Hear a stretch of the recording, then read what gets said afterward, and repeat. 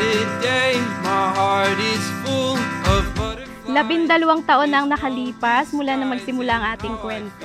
Sa loob ng mga taong yon, nasaksihan ko kung paano tayo lumago bilang magkasintahan, bilang magulang at bilang mga taong may isang pangarap para sa ating pamilya. Sa palagay ko siya talaga dahil sa tagal na namin nagsama 12 years, napatunayan kong siya na talaga yung binigay ng Panginoon Diyos para makasama ko habang buhay. Oh, I do, I do, I do, I love you. Oh, I do, I do, I do, I love you. With all my heart, I love you, dear, I do. Pinaka-makulit sa aming grupo, aming sweet girl.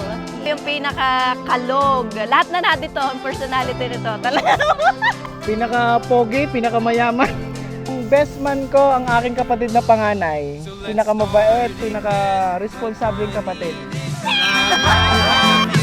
And you'll have me, and we can go wherever we Thank you, want. Han, and I love you. Our friends and family. Talagang ang pagkaama niya ay binibigay niya sa kanyang pamilya. Naiyak na ako. Unang-una ako'y pinalaki niyong maayos. Sabi niyo nga, napakabuti kong bata. Yun ay mabuting bata ako dahil yun din yun sa inyo. Oh, I do, I do, I do, I love you. Oh, I do, I do, I do, I love you. And I do, I do, I do, I love you.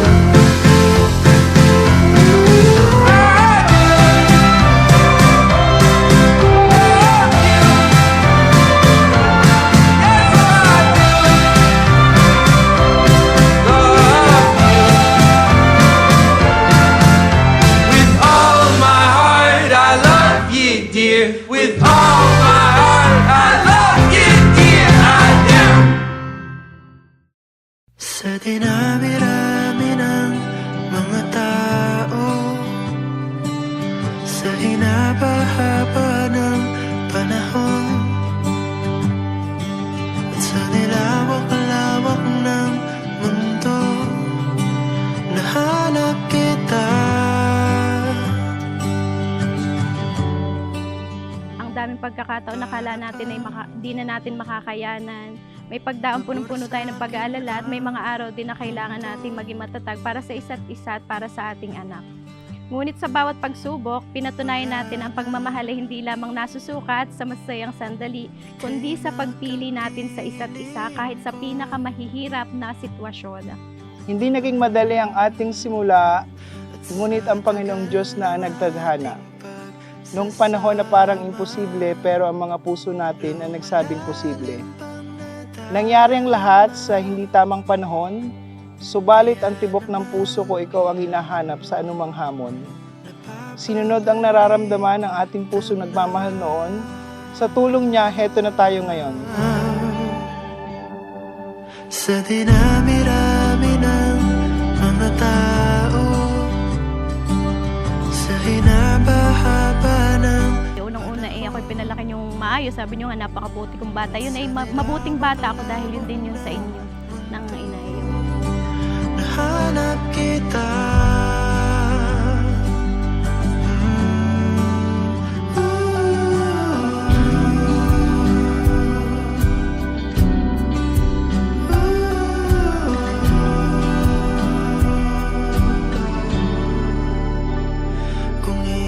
Yung deep, profound knowledge of each other. And it will take a lot of patience. Dahil ilalantad ng panahon, ng pagkakataon, ng mga pagsubok, ang kapintasan, ang kahinaan ng bawat isa. At kapag nailantad na, hindi para ng panghinaan ng loob, hindi para ma-disappoint, hindi para magbago ang pasya, kundi magkaroon ng kahandaang tanggapin, acceptance, yakapin, complementary. Ang kahinaan ay kalakasan kapag ka natutong matanggap at pagtiyagaan ang kasama at makakatuwa. Kaya di ba, yan yung ginawa ninyo for the past 12 years. Ano makakabuti kay Rob? Yun ang iniisip ni Rex. Ano makakabuti, no, kay Rex? Yun ang preoccupation ni Rob. Ano makakabuti sa inyong dalawang anak? And maybe, no, baka pagkalooban pa ng pangatlo, pang-apat. Kasi at the back of your mind, ang umiibig, walang hinahangad, kundi ang makakabuti sa kanyang iniibig. Sa tinagal-tagal ng paglalakbay, nahanap kita.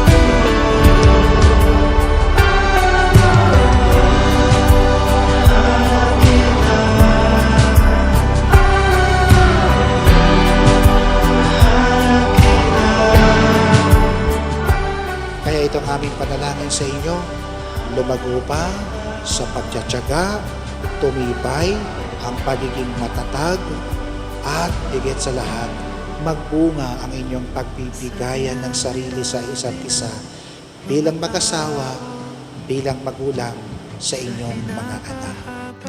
Ngayon, sa harap ng Diyos at ng mga taong mahal natin, pinapangako kong mamahalin kita ng buong puso sa lahat ng yugto ng ating buhay. Pinapangako kong magiging katuwang mo ako sa pagtupad ng ating mga pangarap at magiging lakas mo kapag ikaw ay napapagod. Ayan, pipiliin kitang mahalin araw-araw, hindi lamang kapag madali ang lahat, kundi lalo na kapag mahirap.